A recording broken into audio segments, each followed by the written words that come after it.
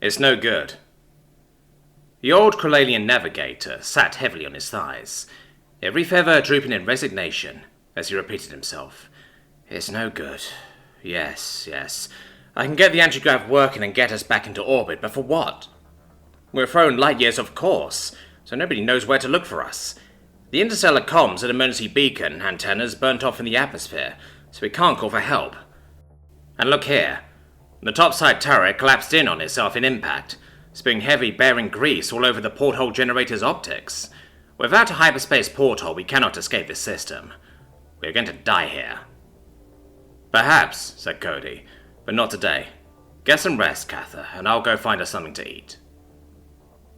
Navigator Cather followed Cody to the open airlock, stopping just inside the badly damaged ship as Cody continued out across the low green ground cover towards the scree slope in the distance.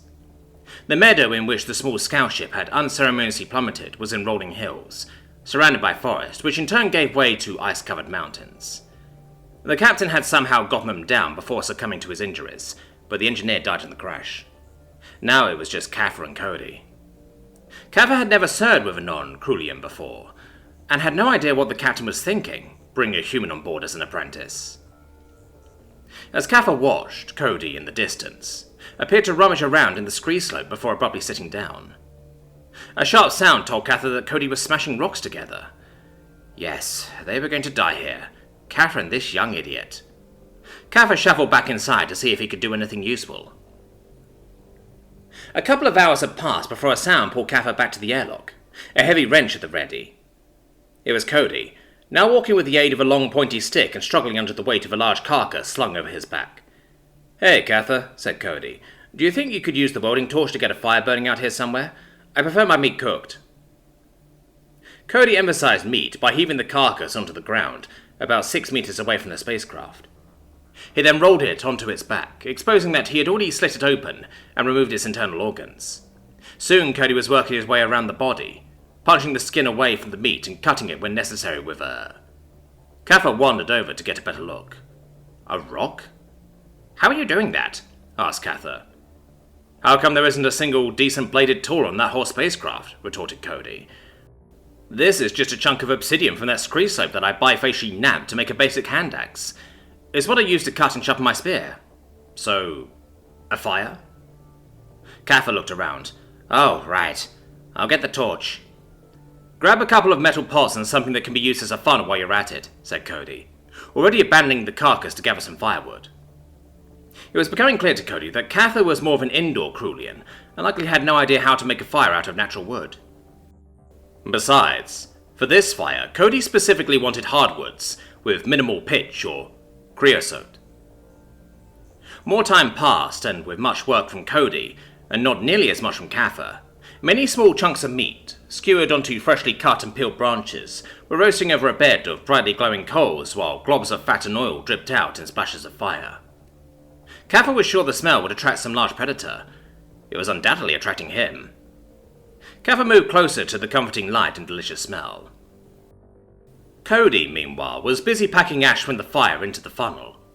When he felt he had enough crammed in there, he used one pot to pour water from a nearby rainwater puddle into the funnel, through which it drained into the other pot. Cather was as fascinated as he was clueless. Was Cody hoping to somehow purify the water by pouring it through the ash? Shouldn't he be using charcoal instead? But when the lower pot was full, Cody moved it to the hot coals. Then he took what had been his water pot and put all the fat he had carved from the carcass into it. This too went onto the coals to heat.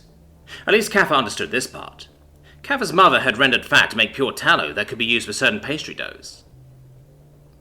Night fell. The temperature dropped, and still Cody worked with his pots. The rapidly decreasing temperature did have the advantage of cooling the fat faster. Once it cooled, Cody pulled the light-coloured disc of tallow off the top of the remaining liquid, dumped the fluid, and remelted the tallow. By the third time he did this, the night was half over, and the tallow was nearly white. Finally, Cody poured the now tepid ash water into the remelted white tallow, stirring constantly, and occasionally interrupting his pour to let the mixture get thoroughly blended. The old Krulian had long since gone to bed, and still Cody poured and stirred. The first hint of dawn appeared when Cody was finally satisfied. Tipping the pot contents onto a towel, He checked his white cake of glop one more time before nodding smugly to himself. Cody took a break to eat more of the long cold meat and checked the campsite before carrying his precious mound of white glop into the spacecraft. Kaffa woke to the sound of Cody rustling around in the porthole generator room.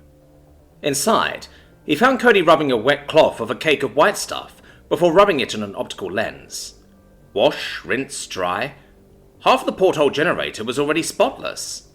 Turning, Cody said, "Well, good morning, Kaffa. Do you think you could get us into orbit so we can see if this thing will open a porthole for us? I'm ready to go home." Kaffa inspected the porthole generator closer. "I've never worked with a human before. Are they all like you? I gotta say, you're all right, kid." Then, looking at the white mound on the towel, "How did you know how to do that?" "It's an old family wisdom," said Cody. "The cake is a lie."